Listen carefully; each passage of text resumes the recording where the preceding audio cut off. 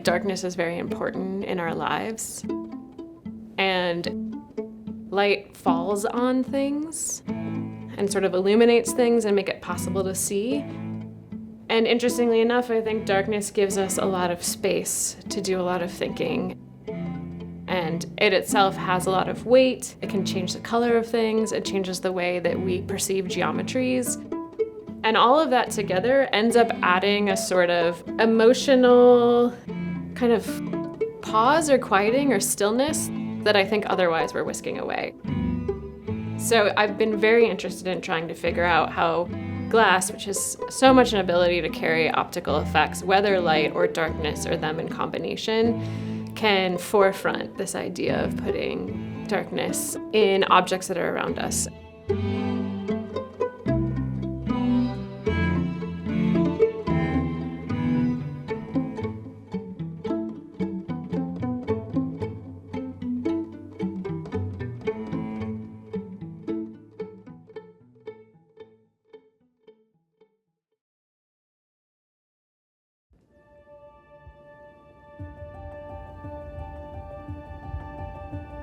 My time here at the studio has been absolutely incredible. I think it's just provided so many starts to so many more things, so much equipment to do so much in a short time, so much knowledge here from everyone in facilities, the techs, the experts that are here, and an incredible addition to this space has been the Residency Center, because I think having studio spaces where there's the place to put objects, put tests, put tools, see something from across the room, see another artist, walk by, have a conversation, sort of have a centralized space where work can evolve.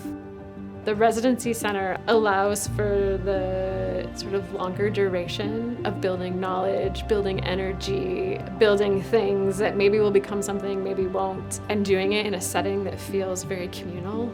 That there's a shared energy and a shared aspiration, all with this underlying material that we all love, glass, but in a level of conversation that's also asking for expertise and precision and dedication that is amazing to be around.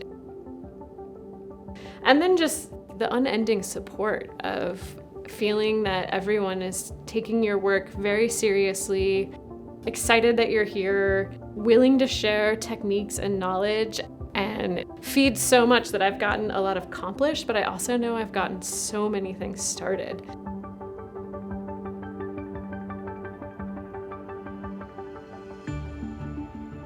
The work I've been doing here has been framed under the conversation I've been calling depth, which has a lot to do with trying to figure out how to get a lot of darkness into the work. Adding darkness from a technical standpoint, first and foremost, requires being very observant to what's happening. And it's a lot of experimenting with colors, with thicknesses, with geometries, the light that might be in this space, and just trying to be very much so aware that I'm after a particular essence of darkness, either if it's in a material or in a space, and how to get that. And sometimes that means protecting it from the light. From a glass standpoint, a lot of time that means really working carefully with what might be the thickness or geometry of a piece, and then working carefully through color choice or transitions that might be happening in the color. And a lot of times, I'd say for a lot of the work that I've been concentrating on recently, it's been a transition from thick to thin. I am trying to walk a very delicate line where the work still has the ability to be seen through. Maybe not always, maybe not everywhere in the piece, but gives enough of a sense that you have to understand the sort of thickness of the piece and its own presence. And with the hope that the object is not something at all ever intended to be seen through, but to see the sort of thickness of the piece and the effects that something can bring. So it starts to carry this kind of weight of something where it begins to evoke emotion, or that the darkness can kind of have a solitary or sometimes even mournful or solemn kind of aspect to it.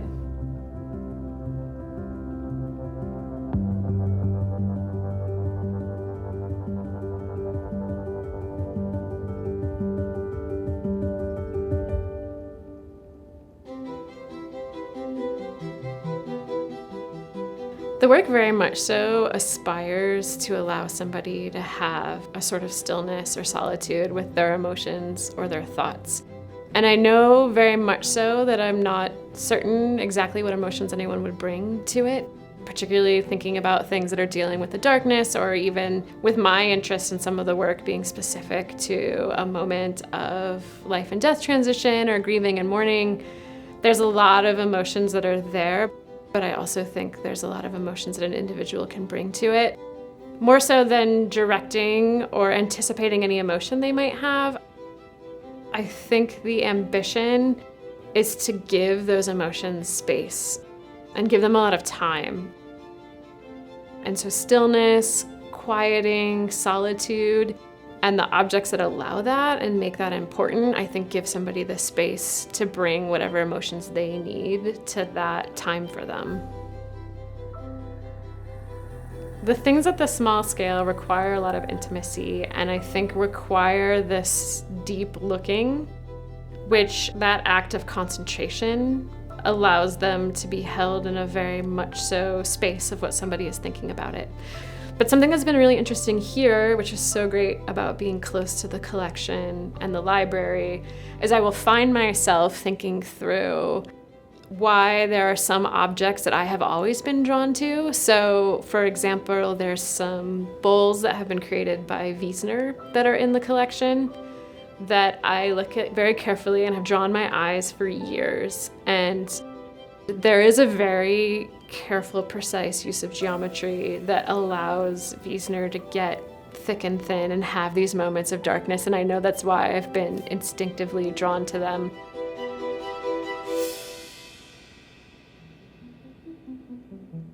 And so it's been a very important feedback system to think about what I'm making and what other objects that exist have the ability to do and how to sort of push them in that way. While I've been here, it's been tremendous to be around some experts and people whose work I've studied or have read their articles and writings.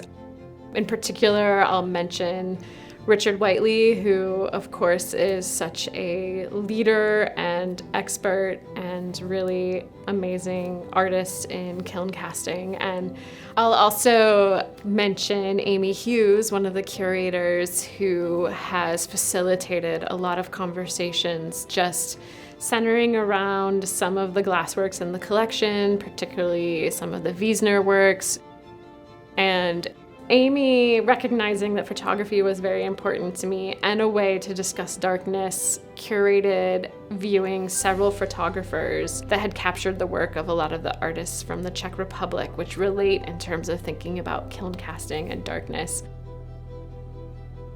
And so it's been great to be around people that are experts and care so deeply, and that I have felt also have paid really close attention to the things I care about in my work as a way to help draw that out and push and challenge the work that I'm doing. It's been incredibly beneficial to feel nourished and challenged here in such a productive way.